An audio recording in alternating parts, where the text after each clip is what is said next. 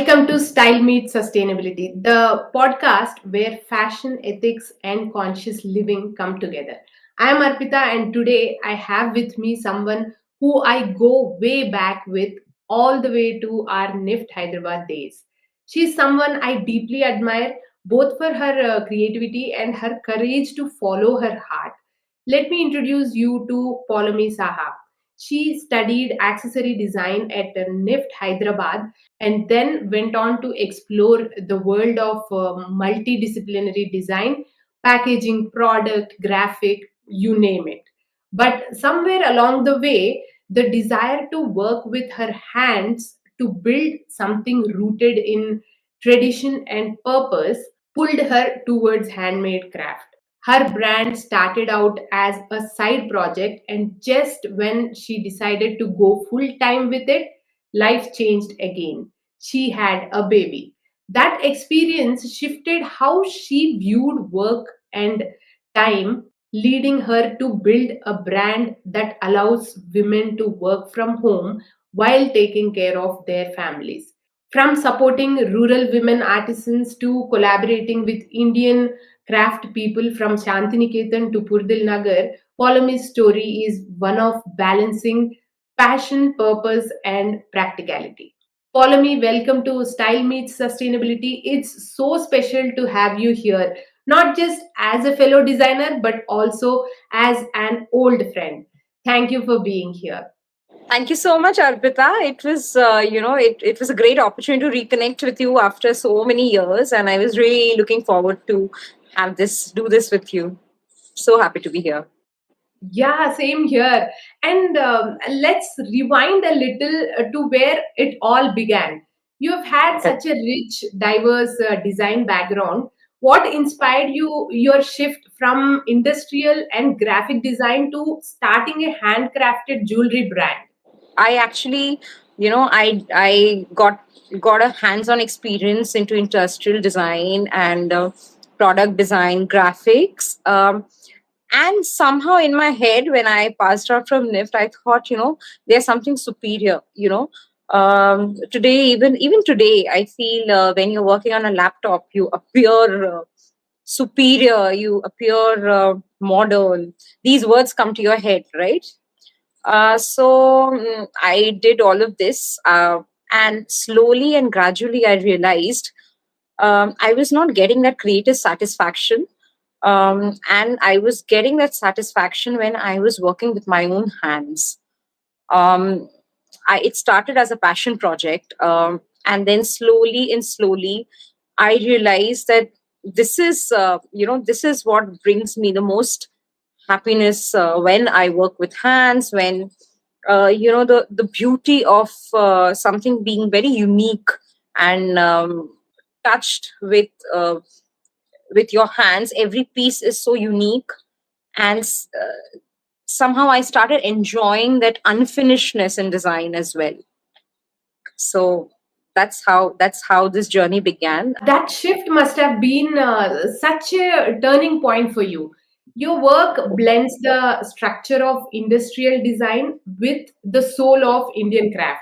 Was this Correct. fusion something you planned from the beginning, or did it unfold along the way? So, Arpita, there was no plan. Like, I was not doing it very consciously, but I realized that somehow, maybe because of my experiences of work, I started preferring this aesthetic, which was very neat and very modern and very minimal, right? And I think it happened very organically that while I really enjoyed crafts and handicrafts, because India is so rich, you know, you're always constantly looking at these things and not even realizing they're handicrafts so many times. So I realized that in a personal level, I was collecting a lot of handicrafts, but I had developed this kind of preference toward aesthetics, which was very neat and very minimal. Okay. Because even when we are talking about handicrafts, there is too much, like there are too many melas, there are too many things happening, right? So, somehow when I would be buying things for myself, I would just filter out things which which were neater, which were minimal, uh, over the overdone things. So that's when I realized that uh, craft has this opportunity that there is this chance that I could take where I could reduce that overdone thing and make it, while using craft I can make it designed craft, right? So I thought of how to take my design and marry it with these handicrafts so that I get a very polished product, even though it's handcraft. I started playing with that idea, and in my past experience, when I was working with hard goods and etc., I always had this thing that I always, at the back of my mind, it was always like I liked multifunctionality. Like, what if this can become that? So, when I started working with fabric and handicraft, this always played in my mind that, what if I bring those quirks which are usually found in these hard goods or industrial products? What if I get those in handicraft and make it, like something which looks like something, you're attracted to the product, but the moment you figure out that you can probably play it with it in a different way, or you can make it dynamic, you can change the way it can be worn in different ways. You may not even actually use it in so many ways, but the moment that, I think it brings a smile. It starts giving you that playfulness that you would enjoy, and it would be like, oh, that's a surprise. So I personally really enjoyed that aspect. Okay, and I thought, what if I use that while working with handicraft? So that would be a unique thing, because r- right now in the world there is too much of everything and people are very talented. So what would be that USP that I would be bringing to my handicraft? So I always think like that, whenever there's a project, what would make this unique? So even with my business, while it was handicraft, I thought, what would be my contribution in this?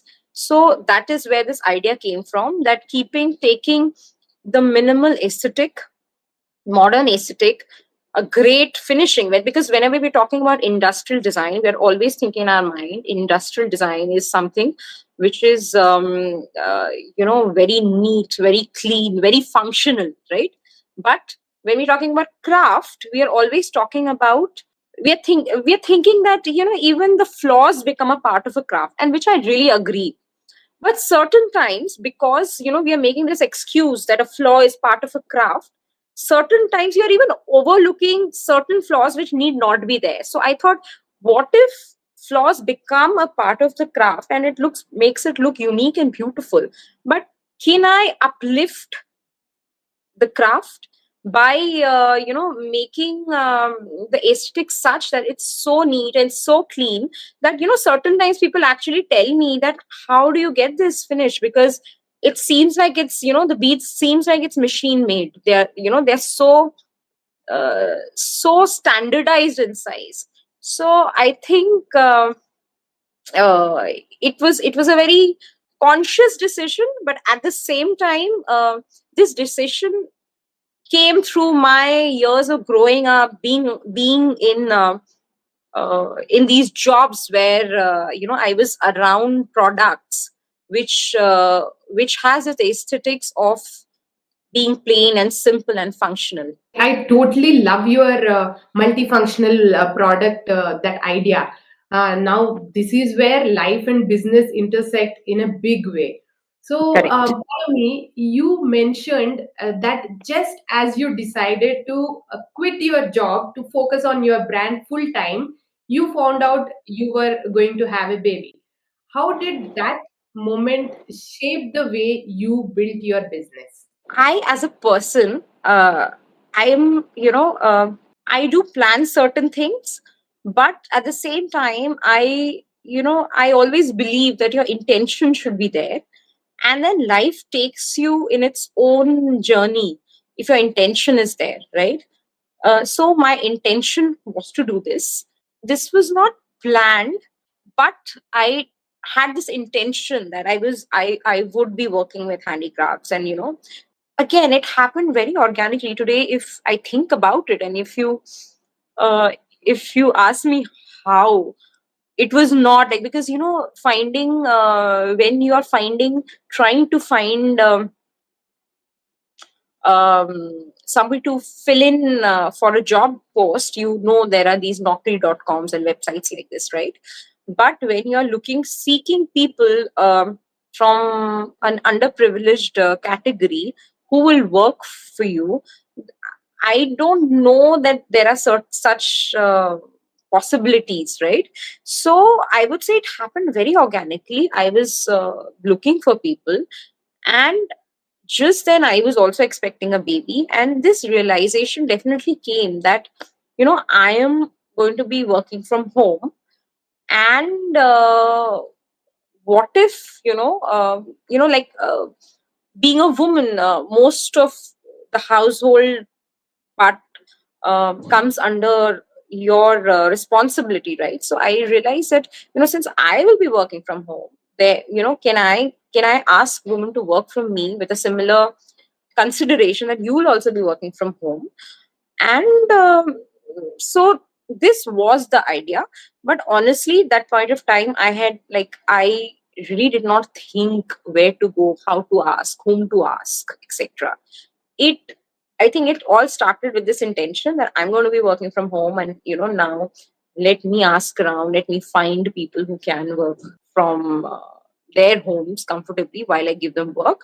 So to answer you, I would say that definitely it played in my mind that now I'm going to be working from home. So what are the avenues available? Obviously there was empathy towards many women whom I knew, because women, they do these kind of things at home, little repairs here and there for their own family. So I knew that there would be women who would be able to do this work for me. But I wouldn't lie, it was not easy, because where do you go, and where do you filter these women out who are going to be okay to work from their homes? So even though the intention was there, somehow me being pregnant gave me this situation that, okay, there would be women like me at this particular point of view. So I think it definitely made me more determined, I would say, to finding these women. And now I also had a story which I was myself feeling, right, that um, I probably didn't want to do the full 9 to 5 kind of job. So it definitely brought empathy towards them, and it definitely gave me more determination. I was already I was already working. I was already in the process of looking for women. But this situation, when I was pregnant, I realized that they're somewhere there, I just have to find them, right? So I think it just made me a bit more determined, and I knew that this is a problem, right? Because I was facing it myself. And this problem could actually be turned into a great opportunity. I totally can relate with you about working from home and all that, because like around 15 years ago, I also decided to work from home when I had my daughter. So I totally know that. And I moved towards a digital platform and I work online from that day. But now the way you picked up is also amazing. And from there, something truly meaningful emerged. That led to the beautiful model of working with women who stay at home, right? That's Correct. really Correct. beautiful. And how did you begin building this network of women artisans? Because you were saying it was a tough thing, but you knew where to go. Not where to go, you knew there are women who are who are willing to work like this, like you. So how did this all happen? It just happened. Like, I started asking like my domestic helps that, you know of somebody, even my sabzi wala. So once I got determined, I was like asking everywhere. Okay. It's a bit challenging also because I think in places like the metros, it's very difficult to build trust, right? So, and trust is a two-way process, right? So it was not easy because it also meant that these women who would be doing this work for me, they wanted a regular stream of income. Like it couldn't be like I give them work and then I say, "Acha, ab to ho gaya. Now you sit at home." I honestly, again, I would say intention. I had the intention, and I really did not know where it is going to go. So I just found one person. I mean, I started this with just one lady who's still working with me through my sabzi wala bhaiya. I said, you know of anybody? And he said, yeah, I know, I'll send. Now, she was basically a stranger. And I just told her, like, what are you doing, etc. And she's like, I used to, I make my own clothes essentially. I have a machine, I make my own clothes.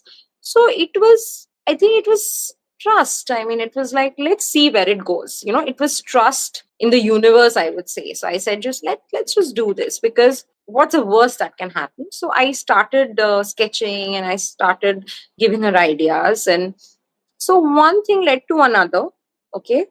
I am also grateful because she did what I asked her to do. And she also had the trust, because if you ask anybody, it's difficult to find somebody who would be interested in doing something which is a little unique or a little different. Like, probably, it's easier to find ladies who would say, make a blouse, right? But to make these little things, they don't know what they're doing.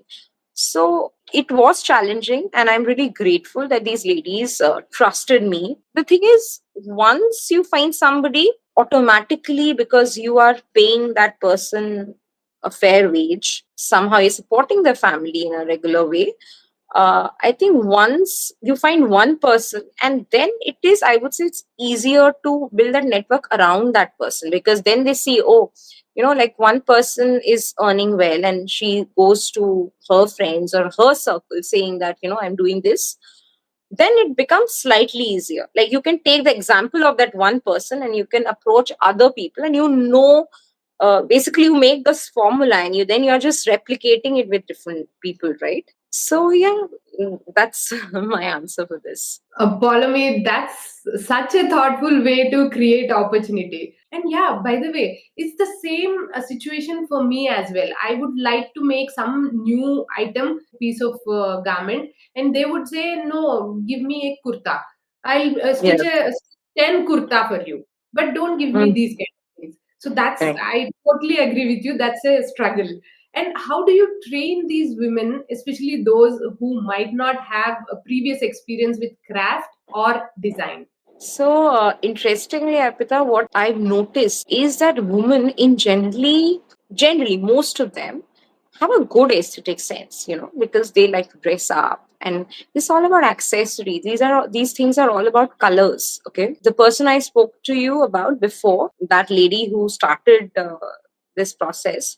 So that point of time, I was like still trying to understand what am I doing and how this will happen. That point of time, when I was working very closely with her on a one-to-one level, I realized that once you give them responsibility, right? Like, once you make them understand that, this is the quality and this is the price I'm thinking of selling it. Now, I would always ask them to put themselves in the shoes of the customer and say that, if you're making this quality, I don't think this will sell at that cost. Okay. So you have to take the responsibility of making a particular product in that particular quality. Now, of course, everybody has a different level of skill, right? They may be creative, but everybody is not, say, good in embroidery, because embroidery is a different skill. Basic running stitch is a different skill, right? How I usually do is I show them all kinds of work that we do, and slowly I see that this person can work at this skill level, and at this skill level, this person can work very well and can make multiples of the same design where the sizes remain constant.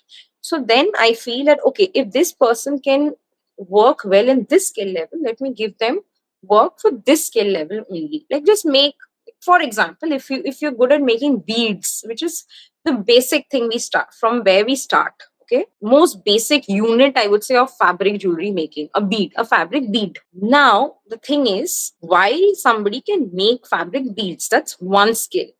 Now what we do is, we, instead of giving this same person different designs, different things, I would give this person to make a design which involves fabric bead only. So what I realize is that once you keep doing the same job again and again and again and again, it's a practice, right? So initially we may have to involve ourselves, keep telling them, there's a bit of back and forth, you're not doing this right, you're not doing this right. But we are always telling them that, listen, once you get it right, then you sit at home and you do it. You want to make 500 beads. We, like, currently we have neck pieces which have like 600 beads, okay, each neck piece. Then we tell them that once you get the hang of the bead, you'll be constantly given work, but you have to specialize, you have to be the best in making that particular size of bead. So I realize it's very easy, actually. It's like practice makes you perfect. So you keep making the same bead again and again and again, they get it. Again, intention is important. Like, that is, I think, how I judge the girls who work for me. That is, the intention correct? If there is the right intention, then we are very open to teach you, and we will keep on giving you work. There is fabric wastage, but we will take you till that level where we feel confident ki now you can do it on your own, sitting at your home. So we keep on doing these checks till the time we feel this person now can do it. And then the other thing is, we pay them fairly, we treat them very well. Like, for example, if while these women are working from homes, and everybody comes with a set of challenge, like somebody will say that, I can work for you, but I will not be able to come and show you. We work around. I have a runner who will go and get the stuff. So we try to make it easy for them, given that they can completely focus on the work. Okay, and once the work is done, we also pay them fairly. It's not that, just because it's not proportionate to the size of the work, it's proportionate to how much time you take that to make that particular bead. So I think once they realize that this is the quality I'm seeking and I will not accept anything lesser than that, I think they start seeing their work through my eyes, I would say. And, I shift the responsibility onto them. I usually pay them on a piece basis. So, in which the responsibility of that particular piece remains with them. When the product comes to me, they are aware that this was the quality which was expected out of them. Now they know, if it is not that quality, if it will get returned to them and they'll have to rework on it. So I keep telling them, that make it such that you don't have to rework. So I think once they get the understanding of the standard that I'm looking at, I think it's fairly easy. I imagine trust plays a big role here. What steps do you take to build trust with these women, especially when they are working remotely and have multiple responsibilities? You just told me that you have a runner, you make sure they are comfortable and all that. But still, if you have more points to add to this, please let me know. While work from home may look like a very lucrative option, right? But it definitely comes with its own challenges, because obviously, like, even, again, I think empathy plays a role there, because when I'm working from my home, I also understand that each day my productivity is not the same. Like, someday I'm not in a great mood. There is some, my family needs me to prioritize them over my work. I have to do that. So I think then empathy also plays a role. This is a challenge, this is a challenge because sometimes there is work that requires to be done, and it's handicraft, right? So if I rush them and say, oh, I want this by tomorrow, I'm aware that somewhere the quality will suffer and I will anyways not be able to get it by tomorrow. So I think with that awareness, I have planned it in a certain way that I would not like to promote my business as a business where we can do a quick production, right? So consciously, therefore, we don't take custom orders, or if we take custom orders for, say, a larger quantity, I'll ask my girls, how much time do you think you would take? And definitely, I would add up like a 10% more time to that given timeline. The challenge here is also that I can't rush them, because the moment I rush them, I know the quality will suffer, because it's handwork, right? People have to be in the right frame of mind to deliver appropriate products. I would say just to treat them fairly, pay them money on time, pay them fairly so that they are attracted to the money, the income that they're getting also. Make it easy for them, like provide them as much as I could. Like I send my runners to pick and drop. Sometimes, there are women who stay very far and it is not possible for me to send my runner frequently. So we make a system that, one of their relative comes to this side of the town. So we have made a system.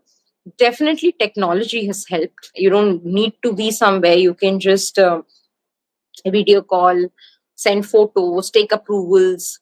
So I think that has made it easier now, because they can use technology. So that's about it. I'm sure time must be a huge factor in all of this. And the women are prioritizing home and family first. And I'm sure it's a struggle to manage timelines and maintain quality during production, as you were mentioning. So let's talk a little about the creative process itself now. You have collaborated with artisans from Shantiniketan for Kanta embroidery and Purdil Nagar for glass beads. Can you Correct. share more about these collaborations and what makes them special? Because I'm working in this line, I also do get to interact with, craftsperson and artisans in some of these bazaars and events that I take part in. And I think it's a great place to see what's happening, who's doing what new things are getting made, etc. So just by being there, seeing, watching, you tend to get inspired, and like you start thinking, what if this with this, and what if this can mix with this. So similarly, I've collaborated, made friends and collaborated and tried things. For example, yes, you're correct. I did the Katha from Shanti Niketan, but that Katha part from Shanti Niketan was actually like one of the very, very initial stages of my brand. So at that point of time, I did not know any woman doing it in Delhi for me, and I had no network of ladies. So that was when I basically just went to Shanti Niketan and I bought saris and I cut them, made bags out of it. And then, of course, I got to know somebody with whom I collaborated, and I thought that, I'll be sending the fabrics, you do this Kantha work for me. And it's actually very interesting because I think that also sort of had sown this seed in my head that, that style of work that happens in Shanti Niketan, we call it work from home here, but in Shanti Niketan, Katha, like the women who actually in the rural areas who sit and do this stitching on saris, that's a way of work for them from ages. They'll take a sari, there'll be a middleman, and he will allocate these women to work on a specific sari, and they will take it to their homes and they'll make it, come submit it, and they get paid. This has been the way of work for them for several years, and that's how they work. I also worked with somebody who did it for me, like who basically had her own network of ladies, and so I was outsourcing it initially. Then it sort of slowed down uh, because I realized that I wanted control, and then I started building my own network of women in Delhi. But so to answer your question, I think collaborations always work greatly because each of them are good at their craft. Okay, and then you come together and make something which is very unique and very special. So yes, I there were more collaborations. There were glass beads from Purdil Nagar, which we had used in one of my very favorite neck piece called Yukti. It was also very beautiful because fabric is something that doesn't break, whereas glass is very fragile, right? So it was a unique coming together of materials, coming together of handicrafts, which I thought was very special and different, and people really appreciated it. Then, other than that, we have collaborated couple of more times. Like I did use beads from Etikopaka in some of my jewelry, even as bag handles. Then I had worked with miniature artist from Rajasthan on one of our minodiers that we made. It's a wooden little bag, and for that wooden part of the bag itself, I had collaborated with another designer who had made that entire shell of in wood, in shisham wood. So I love collaborations because it's like it's something absolute. It brings all your creative energies together, and it's like, again, like I love this part that where you join two crafts or two materials which are so unique, and yet you when it comes together, it makes something absolutely new. Oh, yes, I totally agree with you on that. And I was just about to ask you, apart from these two places, did you collaborate with different people? You have answered that already. Any rural areas who surprised you with their skills, like new things which you got to see when you thought of something and went there, but you got to see something new from them? Is there any experience like that? I would say, I've actually not traveled much, even though I would want to. So I did not have this first-hand experience. I mean, I think the only place I really did travel and found these crafts was Shantiniketan. Other than that, I'm a part of Dastakar in Delhi, where I usually participate, and it's a great melting point of like many crafts, because artisans throughout the year for different events, they come, they display their wares and sell them. Every time I go there would always be something amazing, something like, oh, I didn't think of this could be used in this way. So I have not really traveled to these rural areas as much as I would like to, but I have definitely encountered these crafts firsthand. There are so many, like so many times it surprises me. So many times, people are coming out with newer products with these age-old crafts, like how a Lucknow chicken is used beyond clothes and turning into gorgeous lampshades, for example.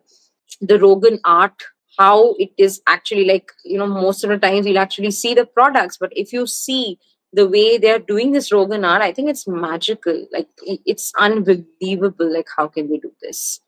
Right? So, definitely, like, now, since I'm into it, I have an insider's view, and the more I get to know how these crafts are coming up, how artisans are doing new techniques, I'm quite blown. Yeah, totally agree with you. Whenever I go to these kind of fairs and Dastakar and all these places, I also get so amazed looking at those products. Paulami, now let's shift towards sustainability, which is the heart of this podcast.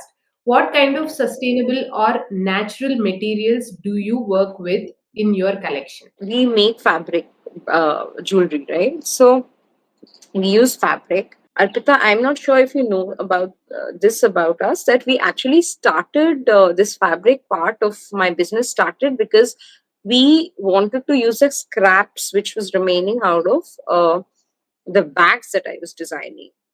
And slowly and slowly, I realized that this is a part I started enjoying more because I was in complete control of it. And it was, I would say, a little smaller in scale. We started fabric jewelry with the idea of using scraps. I wouldn't say that the goal that I have in mind is to collaborate with a lot of brands who want to use their scraps in many unique ways. Okay, I think we can and we are good at it. That was a goal that I have I had, and I think we've also succeeded. We do a lot of collaboration with brands where these brands give us their scraps and we make certain products.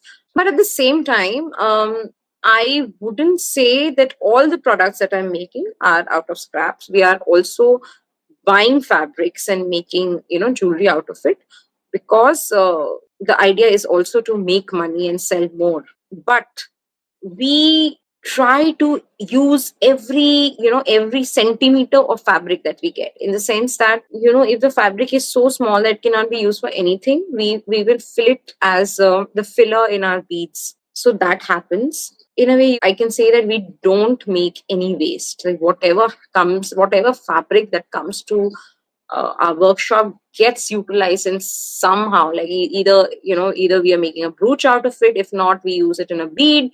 If not, we use them in the tassel of the little tassel in our packaging bags.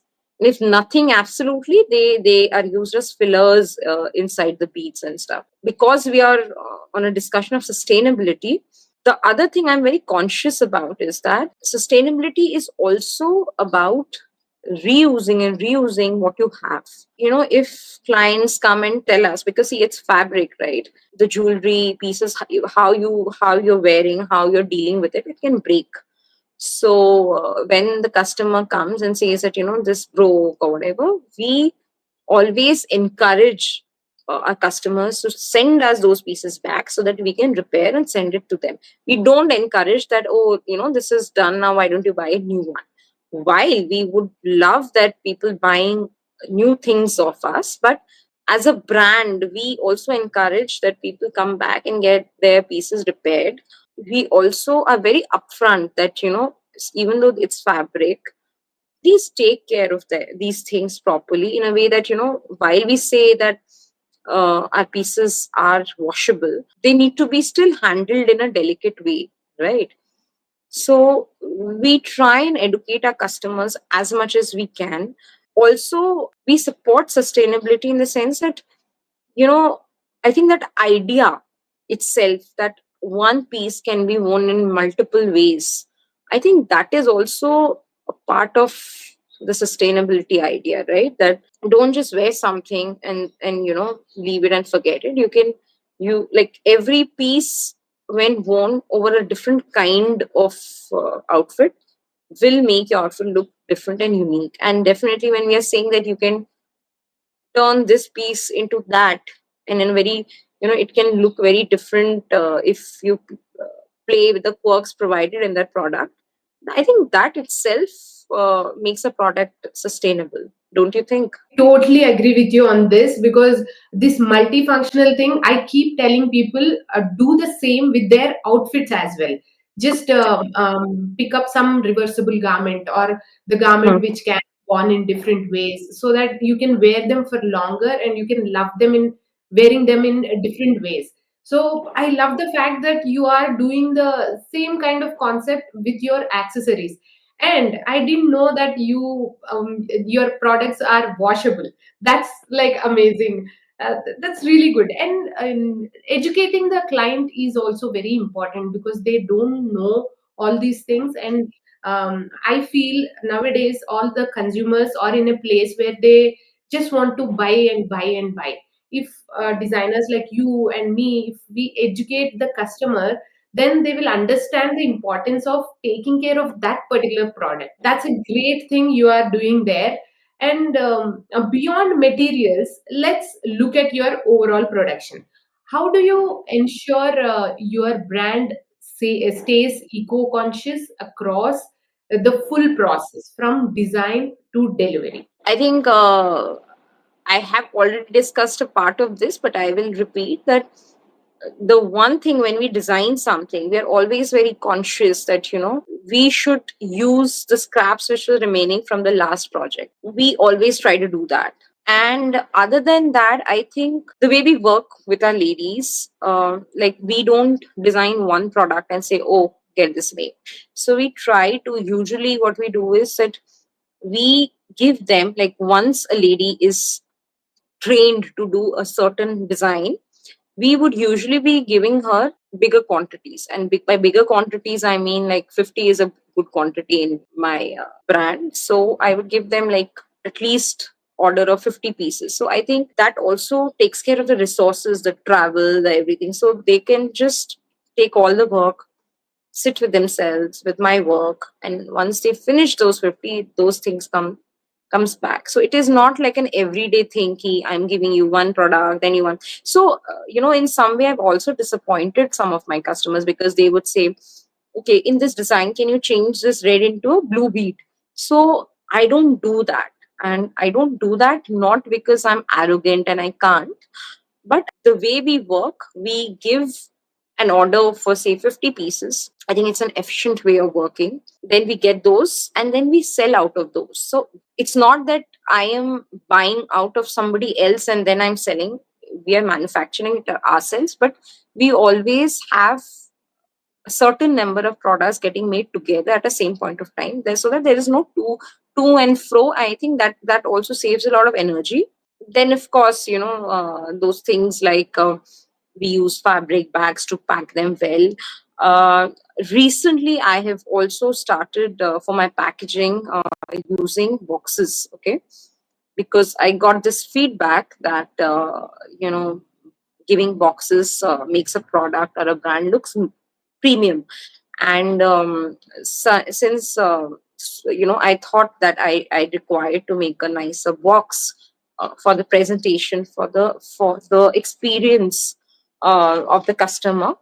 But at the same time, it's also a conscious decision of, not giving too much of packaging, because say if you buy a brooch, it will come in a simple fabric bag. So because I don't want to give a box with a brooch, because you're going to take the brooch and you're going to discard the box. Even if we may say that some people may keep it if you make a very nice box, but I feel this a bit wasteful, because fabric would not break, right? So why do I give a box for no reason, and which will be difficult to keep, and you're just going to discard it? So with that consciousness and with that awareness, we have started doing boxes, but those boxes are only for bigger products. Okay, for products that you would want to keep them safely in a box. Also, the bigger box makes more sense, because you could use it for other products also. But if you're taking, say, a brooch or a single pair of earrings, we prefer packaging in very simple, nice fabric bags, which also a lot of clients have come and told us that they use those bags in, like some of them carry their medicines in them when they're traveling. So that makes us happy that, we are doing that. I think there's a lot of overconsumption that's happening in the packaging side also.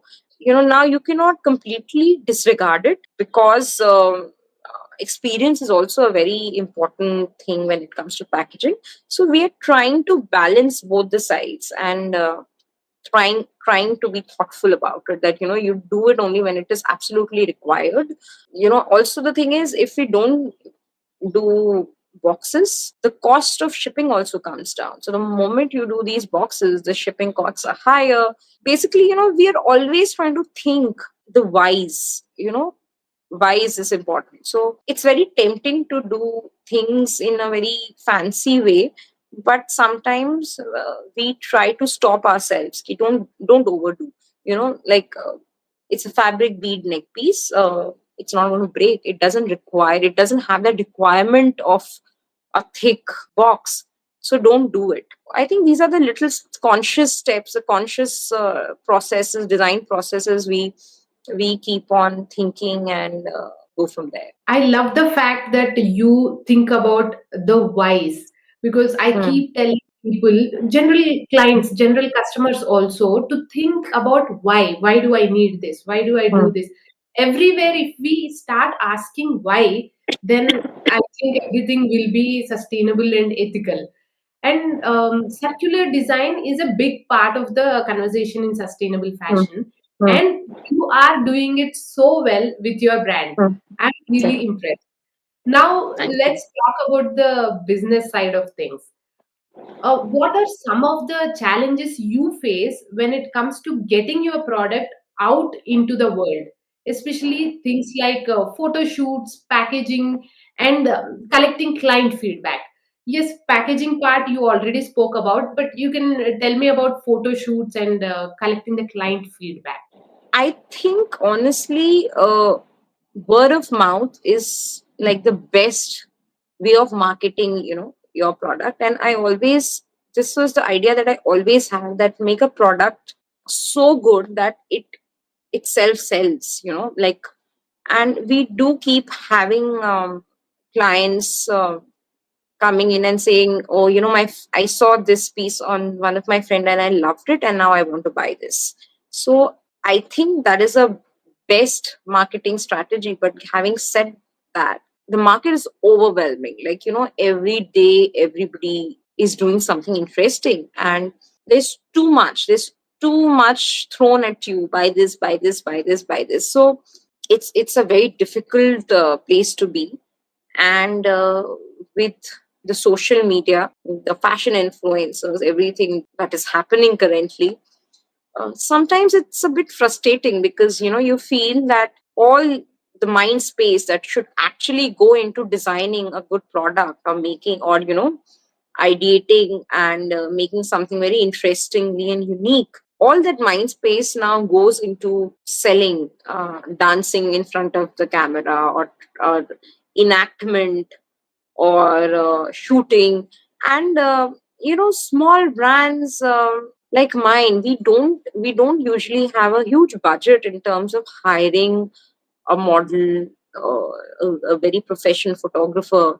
Because see, my products, they start, I would say now, the cheapest product that I sell is for 400 rupees, right? That's the least. Now the thing is, it's a fabric product, right?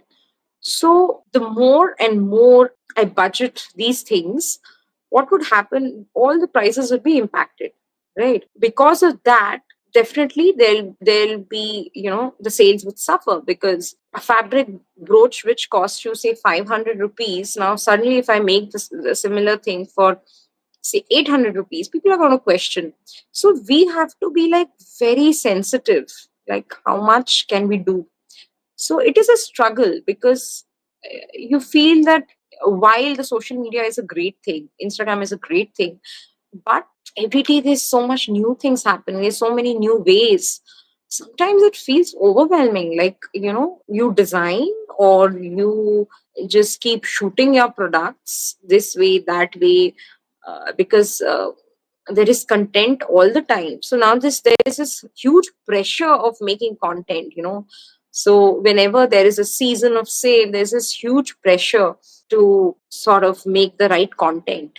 I'm sure this is something even you would be facing. Sometimes, you're divided, in the sense that I'm trying to be sustainable, but at the same time, because I have to promote my business, I have to do this. I have to get into the rat race and ask people to buy my stuff, right? This is definitely a challenge. You're divided. Like, one way I'm saying, don't buy if you don't need, and one way it's like, buy my product, buy my product. You need this, you need this. I don't know, what is the way forward. Definitely doing good work is one way to go, but in terms of these photo shoots, these marketing, I think too much is happening already. I'm trying to learn, and I'm trying to up my game every single day, like what is happening, being interested in what the other brands are doing. But definitely, sometimes it's very demotivating. Like, you feel like I'm supposed to be designing, I'm supposed to be making new nice products, and maximum to go and sell these out. then you are completely entrapped into this, how to shoot it. And the thing is, it's not just shooting it, it's like this constant pressure to be constantly innovative because the market is such, right? So it's a very like overcrowded market right now. There's too much of everything. There's so much competition. You may feel you did so well, and the next minute you'll see, oh, somebody else is doing, they are running ads for which they are putting more money. Definitely, they are getting more eyeballs. So, what is the end to this? You don't know. So, you basically have to find your own middle ground. Then, the inspiration also comes from social media, because there's certain brands you follow and okay, they are doing a slow business and they're happy with it. Somebody is pushing their sales. After all this, I guess you just do what you do. For me also it's the same as you were mentioning. I'm on the digital platform where I keep creating these content, useful content for everybody to understand what happens on the other side of fashion, the fancy fashion world. So that's such a interesting topic, but I don't know how to tell people, come watch this, watch this. There is so much already, as you were correctly saying. And yeah, it's so difficult. And I also felt so many times that I am supposed to be creating something, not like doing these reels or these posts and these photo shoots. There are so many things which we are supposed to do. And yeah, competition is so high. As you were saying, we need to figure out our middle ground. So I am going towards minimalism. So I said, okay, all my content and whatever I do, I try to keep it minimal, but somewhere I come into that pressure and do my part and do a little tough part. Yeah, that's how it goes. And despite those challenges, you have stayed so consistent. Now let's circle back to you as a woman entrepreneur and a mom. How do you personally manage the balance between running your business and spending time with your family? I would just say, some days I feel I'm balancing it well, and some days I feel, oh my god, what the hell I got into. I wish I could choose one part and do it, with my 100% dedication. I think this struggle is a constant thing, but one thing I knew from the very beginning is that I wanted to be very present in my child's life, in the sense that, I wanted to know everything that he's doing, especially the initial years. I wanted to be very attached to him. And I think, had I not been working for myself, I think I would have quit. That's what I think, because that was something that I was very determined about. Like, I knew from the get go that if I have a child, these initial years, I'll be completely focused onto him or her. With that decision, there are days that I really wish, I didn't have a work from home situation, because work from home situation is also a very challenging thing to manage. Despite calling it a good balance, we know who go through it that you're always constantly battling whether to be here or there. But slowly, I think I have learned to be a bit easier on myself. I think after having my child, I also became a bit kind to myself. And I realized that it's all in the mind, like how you want to deal with it, in the sense that one day I feel very ambitious and I feel that, oh, I'm going to like be the greatest businesswoman and this is my business, etc.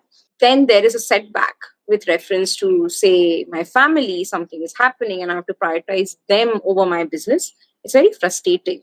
So I would say that I have learned to be okay, like to forgive myself sometimes if I'm not the best. One day I'm not the best mother. I forgive myself. Like, say, it's okay. Some days when I may not be the best entrepreneur doing, what I'm supposed to do, working more, I'm not able to do that. I'm aware and I tell myself it's okay. You're also a mother.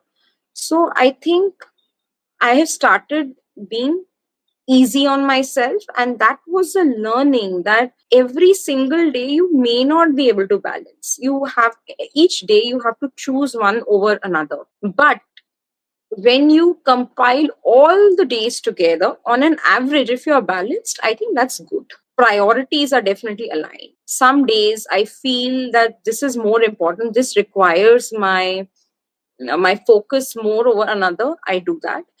And a very interesting thing has happened here, which was again very organic. I didn't decide to do this. Is that, see, I have a studio which is basically attached to my home. I keep doing back and forth. So the moment I'm outside my studio, I'm in my home, I manage my house and everything.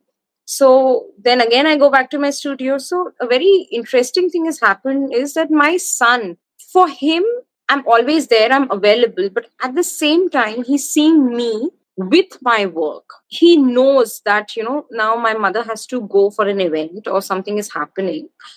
He's accepted, and rather he encourages. So I think he's become independent. Like, even if I'm available, but if I'll tell him that, I need to do this work done, he's become flexible. He takes a responsibility and he does it. So basically my work and they've become inseparable from me.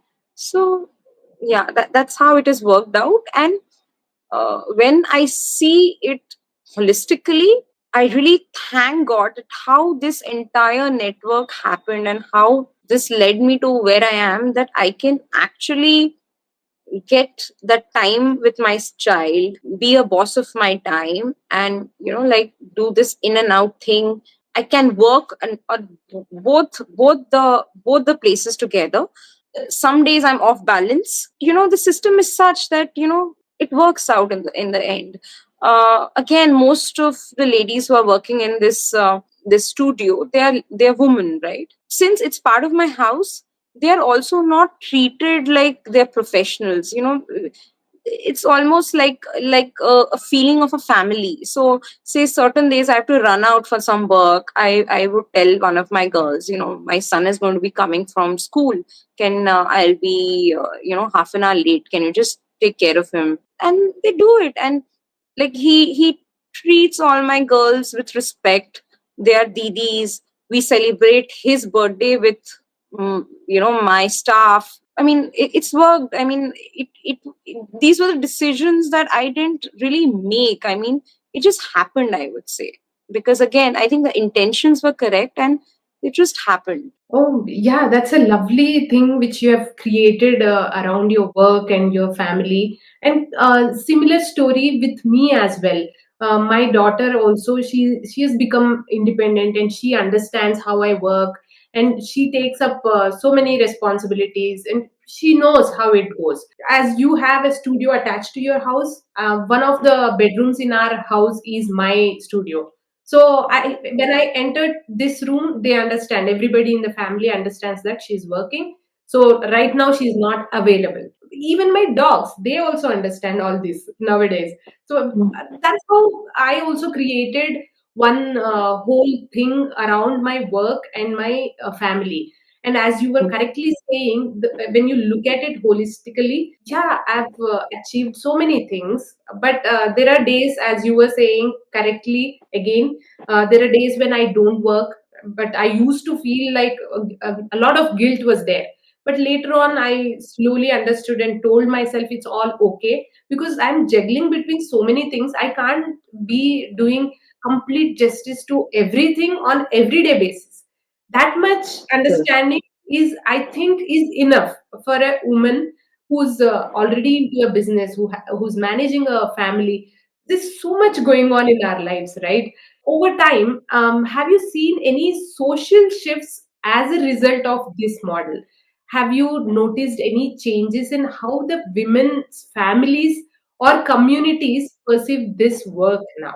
See, definitely, I think money plays a very important role. When you start earning, you have a say in the family, right? You somehow it equates to respect.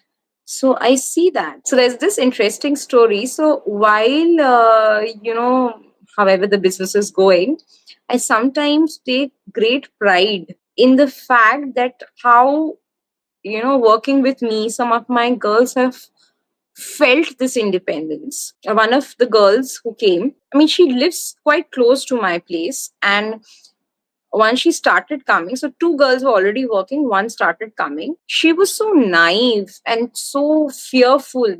She used to work somewhere and she knew the route to that place. And now she was like, oh, what I do, I go to that place and then from there I walk to this place. And I said, why are you doing it? There's a different route, which is a shortcut. She was so afraid. No, this is a route that I'm not, I've never taken. How will I do? And slowly and gradually, my two other girls, they took her in and they showed her the other routes, etc. Then she was traveling very well, easy. And then what happened was I was having an event. And whenever I have an event, which is in Delhi, my girls come and help me and they're staying at the stall. So this particular girl who didn't even want to take a new route, even though she stays, say, a kilometer away from my house, okay? This particular girl, she had to come to my event, which was a little far. I mean, they had to use public mode of transport. She's like, I haven't traveled so much, and my family will not allow me, etc. I said, okay, it's up to you. I would want. So then what happened slowly, slowly, I also went once. So we all took a ride in a metro. And slowly and slowly, we took her in, we explained to her. Then there was a time that I was having an event at the same place. And for some reason I was not going, my other girls were not available. So this girl, she herself went, did my event and used the metro and came back. I think that day I was very proud of myself that I was not telling anybody anything, I was not boasting about it, but I felt so good that probably she will not never come to me and say that I did this because of you or because you pushed me, and that was okay. But I felt so happy that this woman who could not even maneuver a distance of 1 kilometer, she actually, used metro, changed metros, and went and did my event and came back on her own. This made me so happy, and I felt that, I did something great. And to be able to do that, imagine the family who were not allowing her initially, they also got the confidence that she can do that. Because in Delhi, everybody is like, oh, it's not safe for women, don't do this, don't do that. So which means and which shows that the family accepted her new independence, right? A lot of it comes from when you start going to work, when you start earning. Similarly, things have happened. Like some of the ladies who are working from homes, there was a challenge for them to travel, give the work here. Some of their family members are men. The husband was a sabzi wala. He would come to a certain part and he would hand over the products to us. So like that, initially we could see that initially these men, the family was a bit hesitant. Why you're working, you don't need so much. And then slowly this shift, I could see that this happened. Definitely, I think when women work, they gain this, I would say, this say in their family. They can do things that earlier they may have not been encouraged to. I have a girl who also traveled with me to Mumbai for an event, okay, and it was a very similar story that her family was like, how will you go? It was probably the first time she was traveling in a train to go somewhere outside Delhi, and everybody was like, the family. So I said that, she'll stay with me, I'm taking full responsibility, and she'll come with me. Then I realized the moment, I gave her the trust, that position, I was like, she doesn't seem like a meek girl. I mean, she really stepped up and she took that responsibility. I mean, we reached Mumbai and like she was on her own. She wanted to go to place. So I could see that just because she was with her family, she was a very different person. She was very, everybody in way of being so concerned about her safety, they were somewhere trying to tell her that don't do this, don't go there. And once we were in Mumbai, she was on all responsible, going places on her own, and I was like, wow. So, and once that happened, Again, the family was like, okay, now she can do it. So the next time again when we went, so there was no issue, because then they realized. So definitely, the mindset of the families change when a woman starts earning, gets an income, starts going out. Then the family cannot keep saying that don't go out because it's not safe. You come with your experience and you can tell them that I know how to take care of myself, right? Oh, you are doing a great job. This is the real women empowerment you are working towards. I really appreciate what you are doing. And before we jump into a fun rapid fire round, one last deeper question. What advice would you give to someone starting out in the world of sustainable fashion or women led business? Yeah, I wrote something about it. I really thought, what should I say?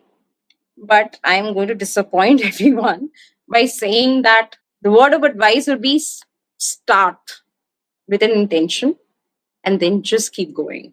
Another thing would be that if you want to start something of your own, don't do because you think it will be an easy path. If you're really interested, please do it. So, from the very beginning, if your reason to start something of your own, a sustainable business, don't think it would be, it will be easy, and I will be the boss of my time. It just so there are women entrepreneurs who make it look very easy, but trust me, it's not easy.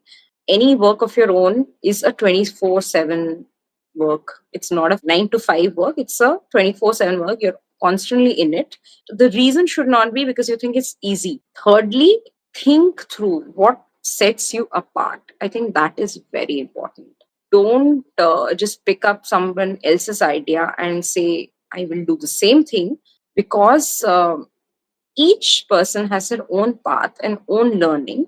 So if you're doing it, please think, how will I be unique? And that's it. With that intention, you start, and then every day just keep going. That's it. That's lovely because that's what is required for anyone to start today. And I would also say the same things if somebody asks me, because Mm, the digital area which I am working with, I've been into this for last 8 to 10 years. It's mm, not easy at all. People will correct. look at one video and say, "Yeah, it's a video. They've created it and they posted it." No, it's 24 by 7 work, as you correctly said. As you were saying, if you are interested in it and just keep going, that's a really good point you mentioned there. And it's a reminder for me as well to keep going into this. Yeah. Now let's do a fun segment called Snappy Seconds. Quick questions, quick answers. Are you ready? Yes, as much as I can Okay. think. Yes, let's do it. A design tool you can't live without. Pen and pencil, Yeah, correct. Your favorite Indian craft. hand embroidery. Okay. One woman who inspires you daily. Currently, I would say Karina Kapoor. Oh, wow. Wow, nice. A go-to color in your palette. Yellow. Okay. Oh, yeah, your logo is also that color. I think it brightens anything. It works with a dark color, it works with a light color. I mean, it's just recently I mean, it was a discovery for me that I'm using it in so many ways. And by the way, my thumbnails on my YouTube are all in yellow base See, because yeah, I I think just subconsciously do that.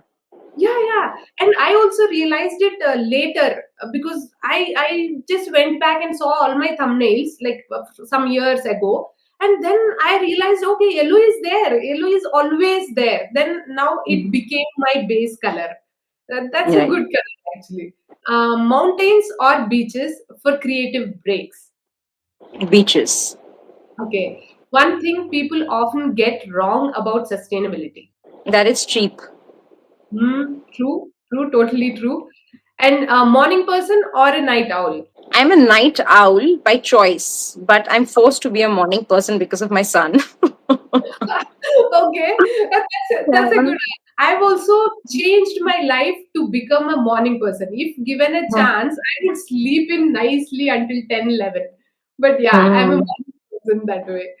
The best feedback you have ever received from a customer? When somebody said that your jewelry is like a smile on to my dress. Mm. Yeah, that's really true because Yeah. they're so creative and they lift the garment up. And yeah, of Correct. course, that's really nice. A Mm. craft you haven't explored yet, but really want to. Fabric weaving, like these days people are turning old cloth, industrial waste, and weaving them and making new garments or new cloth textile out of it. I think that's very exciting. So we can expect that kind of work in the future of your brand, right? I really want to. Like, I'm very excited the possibilities that I see, not just like, there's already so much happening already in social media. Every day I see what unique things people are doing with fabric, which we never thought was possible. So I really want to explore. Let's Mhm. see. Hopefully soon. Yeah, all the best with that. And Thank if you you. weren't making jewelry, what would you be designing? I like graphic designing, so I think I would go into graphics. Ah, Yeah. okay. That's where we end our snappy seconds. Paulami, thank you so much for being here and for opening up about your journey. Arpita, I'm so glad we did this because today, in my mind, I thought, it's a great day. I'll dress up and I feel great about my business. And I also think that it's very important to talk about your work because, in the way of talking, you're reminding yourself these things that you tend to forget on the daily doing of things, right? Mm, yeah, yeah, true. And it becomes very normal for us as it's like a second nature for us because we've been doing Correct. it for so many years. And Correct. it's a very Correct. good reminder. I totally agree with you. It was amazing talking to you and knowing how you are doing your business with women empowerment. I really love the stories which you have shared with me. It was great to catch up with you, Arpita. I've been following your journey as well. I think you should also take a pat on your back Let's because, both do yeah. it together now. Very good. Yay. But because Seriously. we really don't, unless we talk about it, we don't realize that, oh my God, we're really doing so much. Yes, that's so true. That's so true. And today was amazing that I also could think about my stories, what I did, because I could relate to you so much. So it was really opening for me as well. Thanks for that too. Follow me. Thank you so much for being here. Your work is proof that craft, compassion, and creativity can go hand in hand. And that sustainable fashion is also about building better lives, not just better products. That's powerful. To our listeners, thank you for tuning in to another episode of Style Meets Sustainability. If you enjoyed this conversation, make sure to follow, share, and leave us a review. Every small action helps support conscious creators and their stories. This is Arpita signing off. Until next time, keep choosing fashion that feels right for the planet and the people.